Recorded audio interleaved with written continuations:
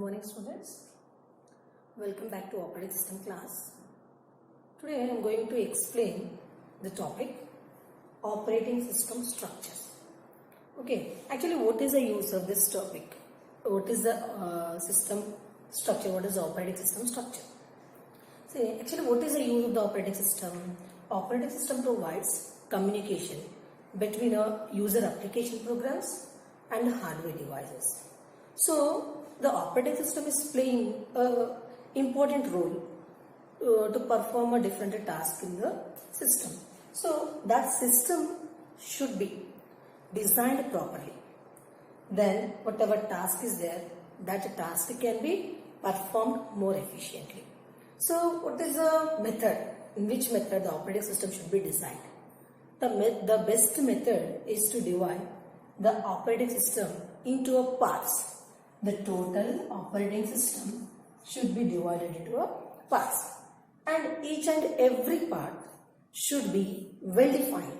Each and every part should be well defined with what input it can take, what output it should print, and what are the functionalities of each and every part. Okay. So how the operating system should be divided based on the input, means how the operating system is divided. So the operating system should be divided into a different parts, and that each and every part is also called as a subsystem.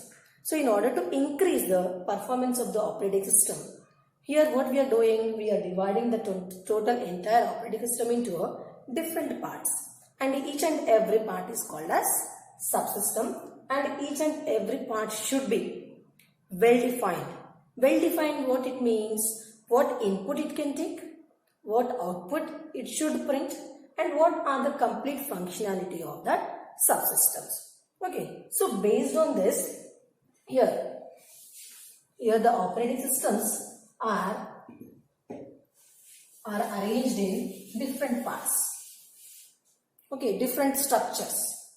The first one is simple structure. Means that whatever subsystems are there, that subsystems are arranged in different structures. Okay, so what is the first one? The simple structure. The second one, layered structure. Layered structure.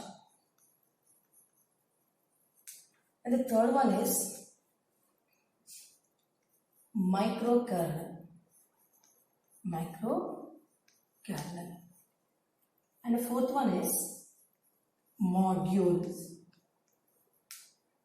And the fifth one is iOS. And the sixth one is Android. Actually, these two will come under the modules only.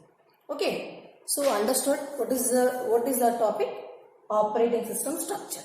Okay. So under operating system structure, what we are doing? Whatever operating system functionalities are there, that we are dividing into different parts. Each and every part is called as a subsystem, and each and every subsystem is well defined. It's clearly defined. Means what input that system can take, what output that system can print, and what functionality of that system. So all these subparts are arranged. All these subparts are arranged in different structures. What is the first one? Simple structure. The second one is a layered structure. Third one is a microkernel structure. Fourth one is a modules. Fifth one is a iOS. And sixth one is a Android. Now, we will discuss about the simple structures. Understood? Now, we will discuss about the simple structure.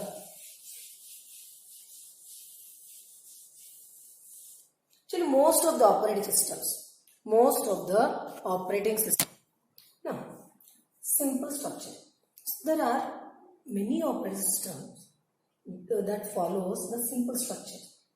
But in this type of structure, whatever operating system is there, that operating system parts are not well defined, and they are not simple. They are simple actually. They are simple, and they are small in size, and they are equipped with a limited functionality.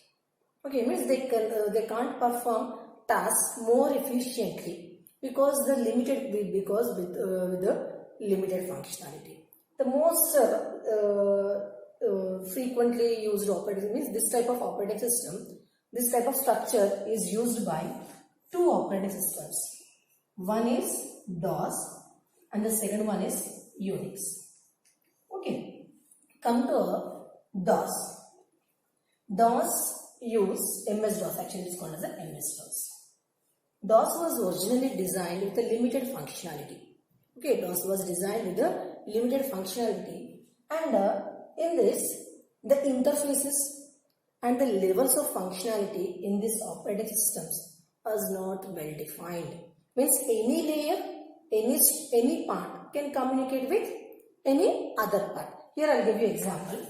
Actually, in a simple structure, we have an application layer. Application programs. Application programs. Next, system programs. Third one is MS-DOS, device drivers. The last one is a ROM BIOS. Okay. Here we have four parts. Okay. Example. These are the four parts. These four parts we have in a DOS. Actually, what I said in the DOS, the parts are not well defined with their interfaces and their functionality. Means any layer can communicate with any layer. Here, application layer can directly communicate with BIOS, and whereas the system also directly communicate with the BIOS. So in this case, if application program, if any program is crashes, so what happened? The entire system will be collapsed. Entire system will be crashed. Okay. So actually, what is application programs here? Whatever softwares you are running, whatever programs you are doing, that will come under application programs. Now come to a system program. System program means actually when you turn on your system. By default, when you turn on system, your timer, right and bottom corner, you get the time and date. That will be automatically loaded. Such type of programs are called as a system programs. And the next one is device drivers. Device drivers means actually these are a set of procedures, a set of functions which allows the user, which allows the application programs to communicate with the hardware devices. For each and every hardware, like if you are using a keyboard, if you are using a mouse, for each and every hardware device, a special software should be there. Means if you load that software inside the system, that whatever commands are there to access that device, that will be loaded into your system. So whenever any device you connect to a system, the appropriate software to access that device, that should be loaded into your system. That is called as a device drivers. The next one is a BIOS. Here BIOS stands for a basic input and output system. And this is the first software loaded into your system when you switch on the system. Okay, and operating system cannot work without this BIOS. Why? Because this BIOS provides software for your hard disk and other devices also. Okay, so here in this approach, in the simple structure, in the DOS structure, directly application programs are communicating with the BIOS. If this program if due to this application programs, if any file is damaged in the BIOS, any program is damaged in the BIOS, the total entire system will be crashed. So here we have a limited functionality, but this type of structure is not suitable for a complex and security purpose task. Understood all of you? Here simple structure, under simple structure what we are doing, whatever operating system is there, that operating system is divided into parts. Okay, and in this simple structure, whatever parts are there, they can communicate with the other parts. Okay, but there are interfaces to which layer it can communicate, which module it can communicate. That instructions are not well defined in the simple structure. Okay, so there are two operating systems which are following this type of structure. First one is MS-DOS, Microsoft DOS, and the second one is the Unix.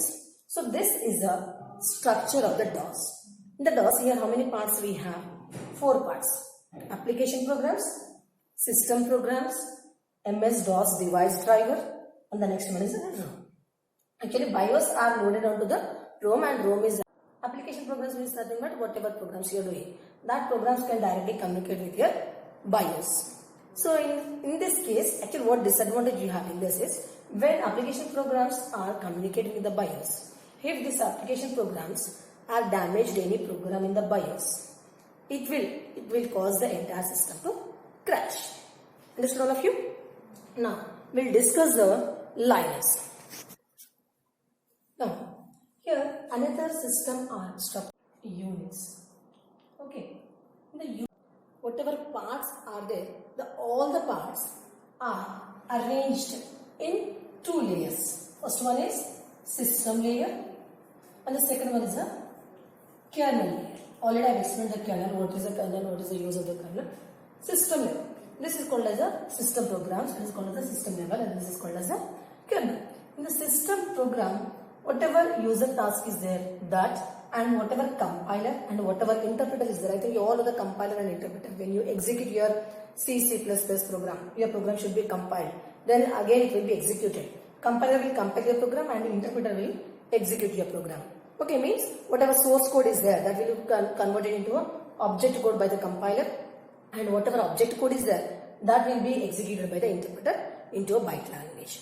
Okay, so here there are 2 layers. Actually, this is another type, another operating system which is following the simple structure operating system, Unix. It is limited. It is limited by hardware functionality. Okay, there are only limited functionality to the hardware. So here whatever parts are there, whatever functionalities are there, that are divided into 2 categories. 2. First one is a system layer. The second one is a kernel. Under system layer, what we are storing, whatever user programs are there, that are stored in the system, and whatever shell commands, compiler programs are there, that are in a system layer only. Understood? In the system layer, what we are storing? All the user programs and all the compiler and the interpreter. Clear? Here, what advantage you have here? If any file is corrected in the compiler and any file is corrected using the interpreter or any shell command, okay, that will not damage the kernel system. Actually, this is the administration block and this is a front end user interface. If any file is damaged in the user interface, that will not affect the entire system. But if any file is damaged in the administration, that will collapse your system.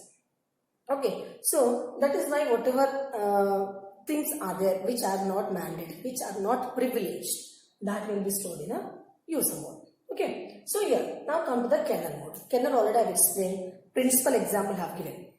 Okay, principal is a kernel and operating system is a college. That example already I have explained. So whatever, if any user is requesting for anything, then the system call is made to the kernel. So this is a kernel structure, and kernel will provide it will provide the services. Services means what it will provide. Whatever file the user is requesting, that file is given to a user. Whatever devices the user is asking, that device is given to a user. That type of services means whatever services you are getting from operating system, all the services are provided by the kernel. It is the logical unit of your operating system.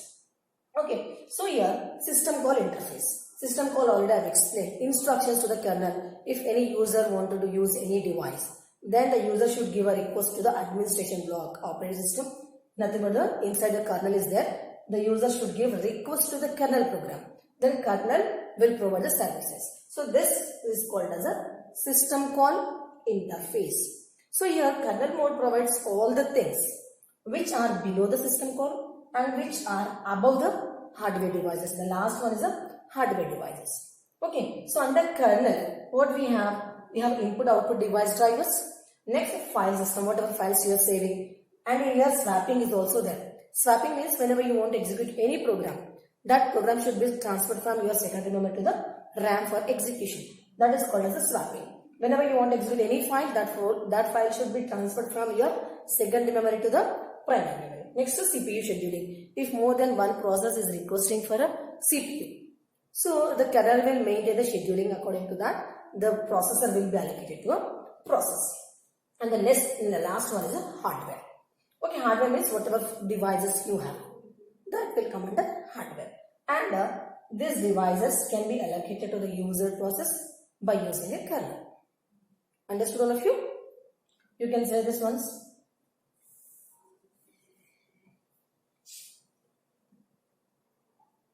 You see here how many layers we have? 2. One is a system, the second one is a kernel. So this kernel will do all the functions, whatever services you are getting from operating system, like file management, memory management, storage management, resource allocation, security, whatever you are getting from operating system, that all performed by the kernel. Okay, that is why the user is requesting a services to the kernel. So how many layers we have under Unix? 2. One is a user, the first one is a system programs, and the second one is a kernel. So here we have a one disadvantage. What disadvantage we have here? Whatever entire functionality, whatever total services are there, that services are done by only the kernel. Means operating system, whatever services providing, whatever services the user is requesting, all the services, all the remaining applications, is the applications regarding the device drivers, the software is regarding the device drivers, file systems, CPU scheduling, memory management, storage management, everything is stored inside the kernel only. So all the resources, services information stored inside the kernel. So what happened? Indirectly, the limit, the size of the kernel will increase. When the size of the kernel is increased, it will take more time to load, it will take more time to execute, and it will take more time to provide the services to the user. Understood? Here we have an advantage. The total is divided into 2 parts. At the same time, we have a disadvantage also. Once you can go through this.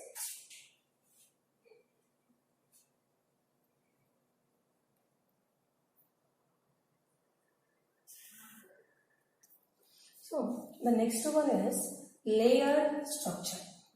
Okay, what is the next one? Layered structure. Layered structure means what? Whatever operating system functionalities are there, that functionalities are divided into different layers. Okay, so this is called as the layer architecture. In this layer architecture, in the layer structure, we have a number of layers, and layers start from a 0. And 0 layer means this layer, this part stores all the hardware information. Okay, like layer 1, layer 2, till the layer N we have. Layer N is the topmost layer, which is nothing but a user interface. Already interfaces I have explained. Graphical user interface, command line interface, batch interface I have explained. This is a user interface. And here we have different layers. First one is the top. Top one is a user layer. And the next to the last one is the hardware layer. Means the user will communicate with the hardware layer using the different instructions and conditions. Here few points you have. Okay, first one is each layer rests on the below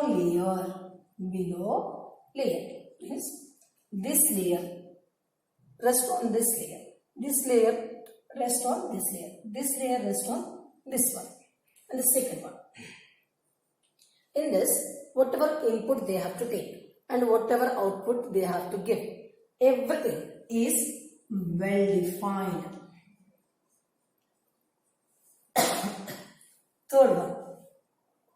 Here, each and every layer independently debugged and executed. Okay, executed. Means this layer is executed separately, this layer executed separately, this layer executed separately, and this layer is executed separately. Next, fourth point is higher layer relies on services provided by the lower layer. Means here layer 1 is completely relies, means whatever services the 0 layer is providing, all the services are taken by the layer 1. Okay, so higher level relies on lower layer. Next lower layer activities. Next lower layer only. What it means, layer 2, it won't take services from the 0. Only the layer 1 can take the services from 0. So here higher layer, immediately the higher level layer can relies dependent on the layer 0. What assumption it will take? Because already the lower layer are executed, debugged. So what they think, whatever services they are getting from lower layer are it's a reliable, means blindly they can take the services. And next point here, higher layer can take the services from a lower layer, but lower layer cannot take the services from a higher layer. Understood all of you? Understood? Lower layer cannot take services from higher layer, but higher layer can take the services from lower layer. Okay, understood? So in this type of structure, whatever operating system functionalities are there, that are divided into different layers, and the layers start from 0 and ends with the n.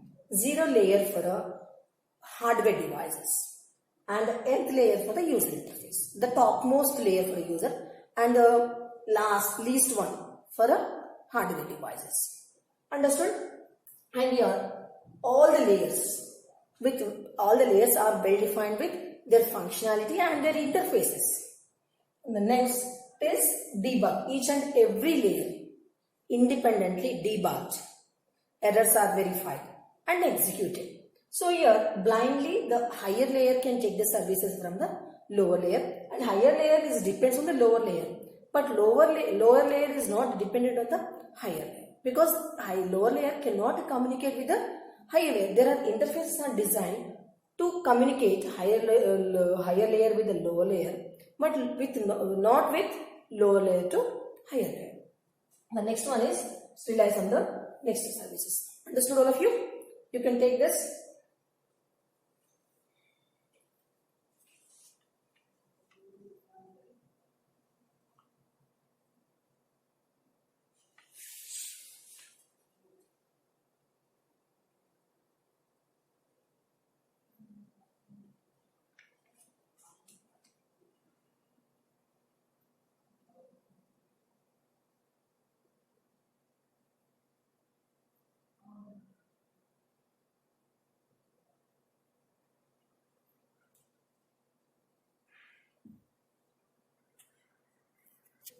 So here another approach is by using a microkernel structure. Before this microkernel, I'll tell you one thing. Here already we have seen Unix kernel structure. In the Unix kernel structure, whatever services operating system is providing, all the services with the kernel. So due to that reason, the size of the kernel is more and it's difficult to manage. Okay, so to overcome from that problem, Milan University has designed one operating system structure, that is nothing but the Mac. Yes. Okay, the replacement of kernel with microkernel. Okay, kernel with microkernel. Understood? So here in the Unix kernel, we had some few disadvantages. To overcome from that, here Milan University has designed one operating system in the place of the kernel Mac OS. That operating system name is Mac OS, which follows the microkernel structure. The next and the third one is a microkernel structure. In the microkernel structure, what we are doing is whatever functionalities you have, that functionalities are divided into two categories. One is a user and the second one is a kernel. So here what we are doing is actually microkernel structure. What it is doing, it is removing all the non-essential services, from the kernel, and some services are added into the user mode. Why we are adding that services to the user mode is, if in the user mode, if any file is damaged, if any program is damaged, that will not affect the administration log. Means your system will be in a safe mode. But if any file is damaged, if any file is corrupted, in the kernel mode, your system will be not in a safe zone. So for that purpose, using a microkernel, what we are doing is, actually this is a next enhanced structure from a Unix. The Unix also we have a kernel structure. Same kernel structure here we are using. But here what we are doing, what services, not important, not essential to run the system. That services are transferred to a user mode. Understood? Why? Because we are transferring this. If any file is damaged, if any file is corrupted, if any program is failed in the user mode, that will not affect, means your system will be in a safe zone, your system will not crash. User level means our level. And the second kernel mode is OS, it's the administration block. Understood? So what is a microkernel? It is removing non-essential services from the kernel. Okay, so previously, only in the Unix kernel, only application programs in the user mode. And next is this file system and the device drivers are in the kernel mode only. But now what we did in the microkernel model, this file system and the device drivers are transferred from kernel mode to the user mode. Okay, why? Because in the file system will save a number of files. If any file is corrupted, your kernel will damage. So instead of storing all the file systems inside the kernel, what we are doing, we are transferring your file system from kernel mode to user mode. Understood all of you? And here what advantages you have? Okay, first advantage is we are decreasing the size of the kernel. Okay, what is the first advantage? We are decreasing the size of the kernel. When the size of the kernel is decreased, the loading time will increase and the efficiency of the kernel will increase. Okay, and the second advantage using this model is we are enhancing the security. Okay, how you are enhancing the security? Because it's non-essential things, the services which are not compulsory, non-essential, that are transferred from kernel mode to the user mode. Understood? So you are providing security to your system. That is the second advantage. And the systems which are following, the operating system which are following this structure is Mac OS.